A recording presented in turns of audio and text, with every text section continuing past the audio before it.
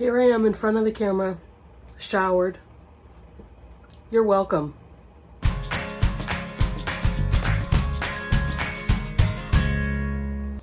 Hey BookTube, it's Kim at Middle of the Book March. I am here. Well, that was an unexpected coughing fit. Yes, I am here. If any of you saw my midweek video, I am recovering from COVID. This is, for me, it's the end of week 1. My husband's been out of work for 2 weeks, and it's slow going. That's one thing about this virus, is recovery is very slow. But I'm getting better. May not sound like it to you, but I am, and I felt the energy to do a video, so I wanted to do that. Thank you everybody for commenting on my last video. If you commented, I don't think I responded to any. I was just hearting everything, but I really appreciate the words of support and, well wishes and all of that. Thank you so much for doing that. I haven't read anything this week.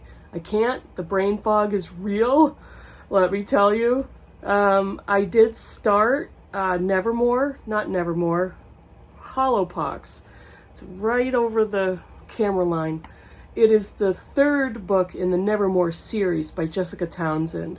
And I figured I need something a little lighter, a little less serious in topic that I would typically read.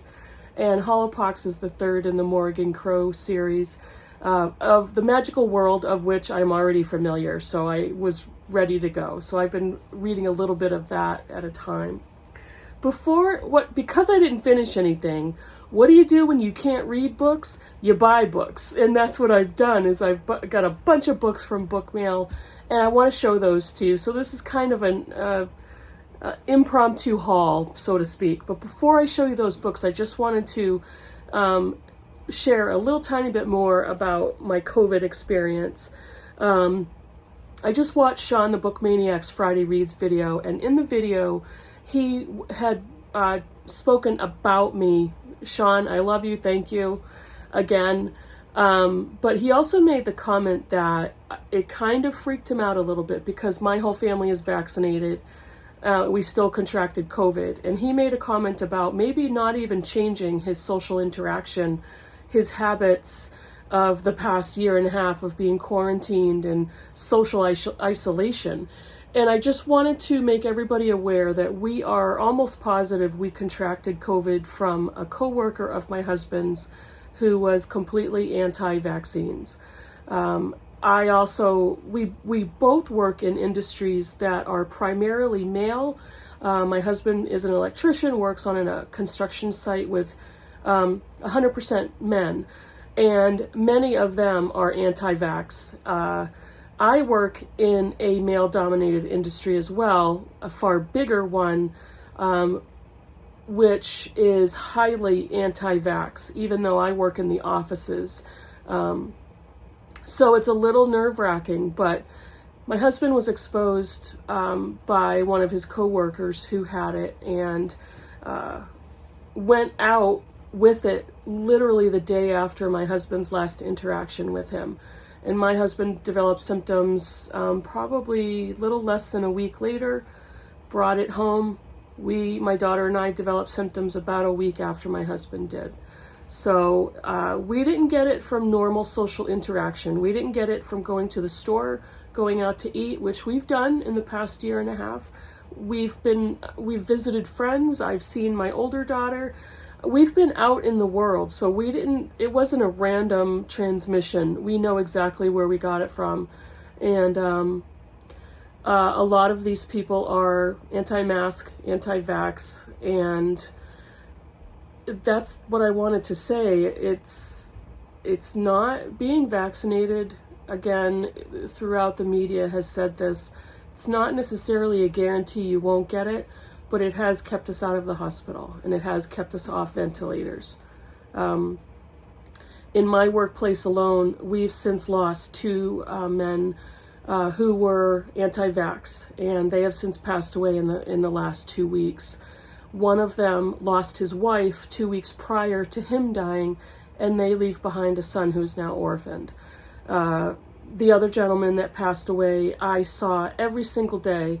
He was part of the maintenance team in my workplace, so I didn't work right with him on the same team, in the same group, but he was a fixture every single day, and he died from COVID.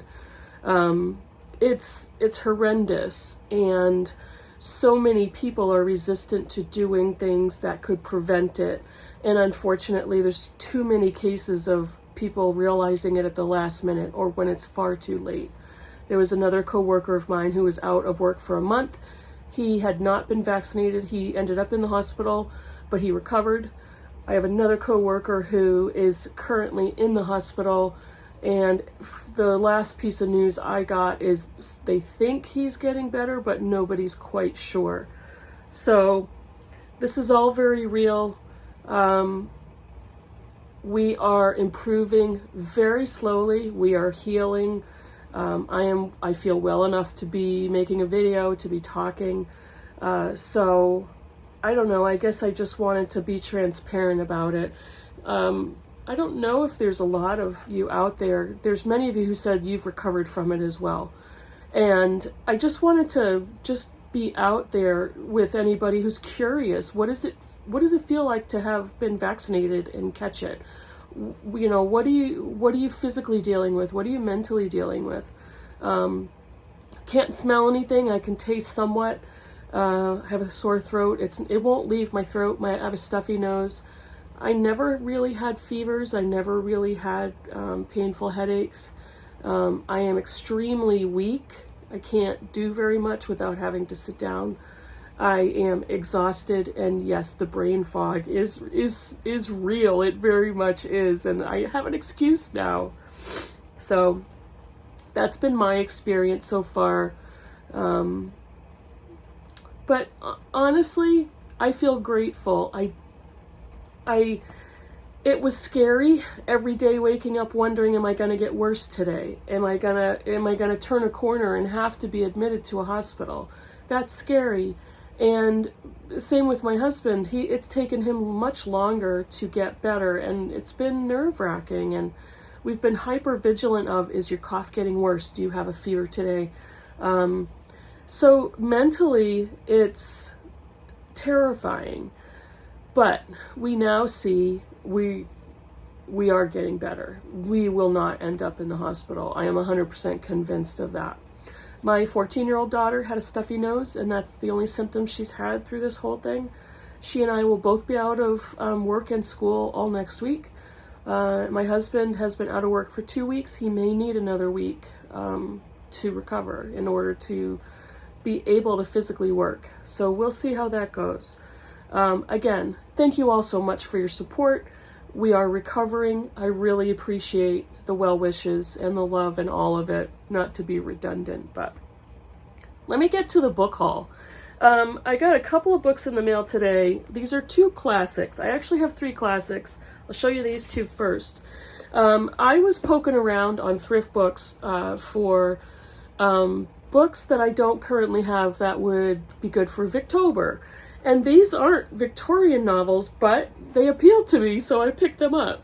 I'm still waiting for a book that I ordered to do a buddy read with for Victober that hasn't arrived yet. This one is Maria Edgeworth, The Absentee. And this is an old used World Classics edition. This one was published in 1812. It's the third of Maria Edgeworth's classic and brilliantly comic novels of Irish life. That's all I needed to know. Comic novel of Irish life. I was all over it. I love novels, especially classic novels set in Ireland, and I'm really looking forward to this one. I'm not going to read any of the back because I don't want to get in the habit of having to read you all the descriptions and everything. But I really was happy to find this. I had never heard of this before. The next one is The Female Quixote by Charlotte Lennox, another Oxford World Classic. This one was published in 1752, And this exploits the clash of literary illusion and mundane reality with deft and high-spirited satire, whose comedy overlays a serious concern for her heroine. Both comic classic novels written by women. I scored on this one. The main character is named Arabella, brought up by her widowed father in a remote English village. So yes, really happy about both of these. So I love buying used classics online. I love finding them in person as well, but I love finding books that they're in great shape, but they've obviously been enjoyed. So that makes me happy. This is another classic. It's reprinted in this fabric edition. I have another one of these. I think I have Dracula. This is Moby Dick by Herman Melville. And this is what's called a Knickerbocker classic. It's a fabric binding, and it has this little elastic kind of hold your place bookmark at the back of the book. So it does that kind of a thing. But I really like this design. And I've talked about Moby Dick before. That Moby Dick is one of the only books that my mother wanted to read before she passed away. She never got to do it. And I have her old copy. She has an old Barnes & Noble paperback copy. And I saw this one. I thought I really liked that. I like the format. I like the way it's put together. It's got really tiny print, but I don't care. I'll probably read this one because the pages are clean, easy to read, and I'm looking forward to that. Okay, I read in Women in Translation Month in August, I read Silence of the White City with my Attica Lock group, and immediately upon finishing it, went and bought the second and the third in the trilogy. This one is Book 2, The Water Rituals by Eva Garcia Sáenz. It is translated from the Spanish by Nick Castor, and I'm pretty sure he translates all three of the books in the trilogy. This is a story of Unai Lopez de Ayala. His nickname is Kraken, and it's the second book in a trilogy. It's a police mystery thriller set in Spain. And I love this. These covers are gorgeous. If you could see these books in real life. This is book number 3, The Lords of Time. Same author, same translator, same main character. I loved Silence of the White City. It was a really fast read, and loved finding those. All the covers match, and they're really pretty. And looky, I got number 2 in Britta Bolt's series, Peter Posthumous series, Lives Lost. I ordered book 2 and 3 at the same time, and I'm still waiting for book 3, which is Deadly Secrets. But I just got this the other day. Again, second in a trilogy of Peter Posthumous, and this was... he is part of the Lonely Funerals team in Amsterdam. The first book is Lonely Graves, and he's kind of not an amateur sleuth, but he works for this government agency that provides funerals for people who are unclaimed. And this is book number 2, and I'm anxiously waiting for the mail to get here to deliver me book 3. I ordered The Magic Mountain by Thomas Mann. This has been all over BookTube. I thought it's time. It's time to read this. I've seen so many booktubers read and review this book recently, so I thought I got to get myself a copy, and I found this really cool vintage international classic version, and thought I'm gonna snap that up. This one needs no description. It's the Unauthorized Journals of Sylvia Plath. Susan, look what I got. This is edited by Karen V. Kukul, and these are her unabridged. I don't know if I said unauthorized, but they are unabridged journals of Sylvia Plath. And one of the interesting things about this book is that these are her transcribed journals, but throughout there are examples of the actual journal pages. This is her handwritten page, and these are from, I don't think it has the year on it. That one was 1954, and it's in her handwriting. There are other sections where she eventually changes to typewritten journal pages. This one is from 1957, and it has a picture of the typewritten page. And there's also throughout, there's peppered photographs and a little bit of poetry here and there, but I can't wait to dive into this one. I have the 2-volume set of her letters, really eager to get to the journals. This one I kind of got on the bandwagon. I saw so many reviews of this book, not one of them negative.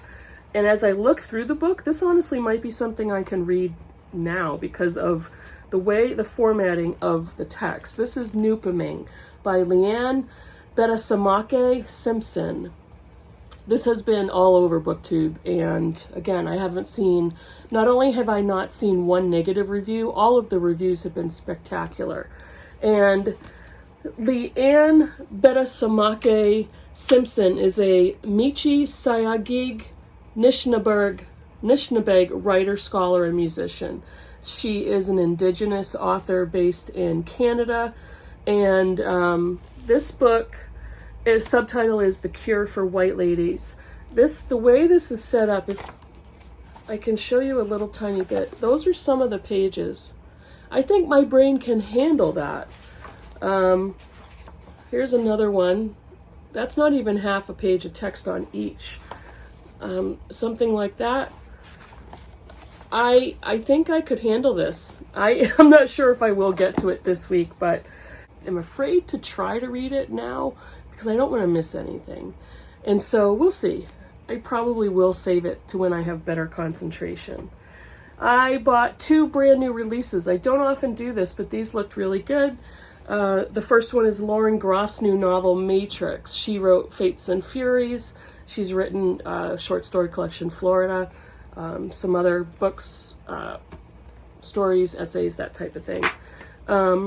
She rides out of the forest alone, 17 years old, in the cold March drizzle, Marie, who comes from France. It is a defiant and timely exploration of the raw power of female creativity in the corrupt world. So that looks really good. One last one. I really like this author. This is an author who does police series, detective series. He also writes standalone novels that are exceptional in their writing style, their tenderness and warmth. This is William Kent Kruger, Lightning Strike, a novel. And Lightning Strike is a prequel to the series that highlights Cork O'Connor. He is what is he? Is he a sheriff or a detective or some sort of police authority? Cork's father, Liam, is Aurora's sheriff. So he ends up, this is a prequel to William Kent Kruger's series, which is very long, has multiple novels in it. I've not read one, so I thought I'm going to pick up the prequel and maybe read this one and then start in the series. So picked up that one. I don't know if any of this haul made sense. I don't know how rambly I was, but I just wanted to show you the books that I got delivered to me in book mail because I didn't finish or read anything. I've read about 50 pages in Holopox, and we'll see if I can read any more today. We'll see. So far, it's been fun. Let me know if you have any of these books, if you've read them, if you're eager to read them. I would love to know that. Thank you so much for watching, and I'll see you in the next video. Bye, everybody.